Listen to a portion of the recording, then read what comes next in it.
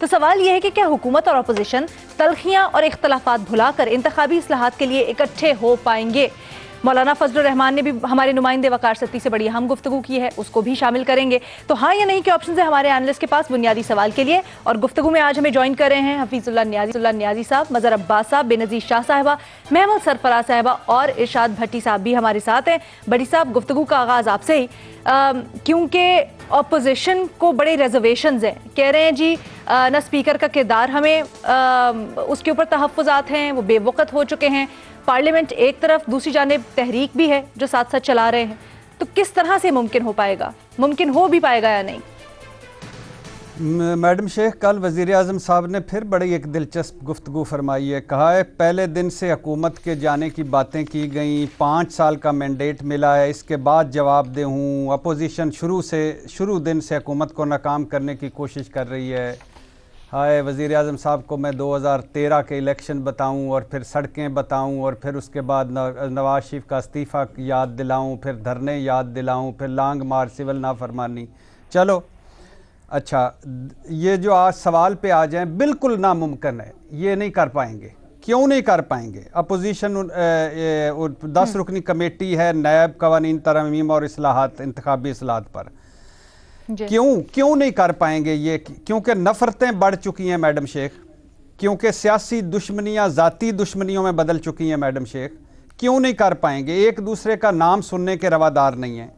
क्यों नहीं कर पाएंगे? क्योंकि हमने देखा ये कश्मीर पर इकट्ठे नहीं हो सके, सी पैक पर इकट्ठे नहीं हो सके, कोरोना पर इकट्ठे नहीं हो सके, GB पर इकट्ठे नहीं हो सके, टिड्डी दल पे इकट्ठे नहीं हो सके। क्यों नहीं कर पाएंगे? अपोजिशन तो मानती ही नहीं है कि ये मैंडेट असली है। अब जो 9 लोग पीपल्स पार्टी इलेहदा और अब PADM इलेहदा कर दें या इकट्ठा भी कर दें, वो तो मानती नहीं है कि ये मैंडेट असली है, वज़ीर-ए-आज़म असली हैं। क्यों नहीं कर पाएंगे? नैब तरमीम पर जो पहले हाल हो चुका है और अब अपोजिशन कह रही है कि हमने नैब भुगत लिया, बाप भुगते हैं, बाप की बारी है। और जो पहले 34 तरमीम लाई, जिस तरह इमरान खान साहब ने उनको रद्द किया, या जिस तरह उस पर मीटिंग होती रही लाहौर में, या जिस तरह वो आगे बढ़ी ना सकी।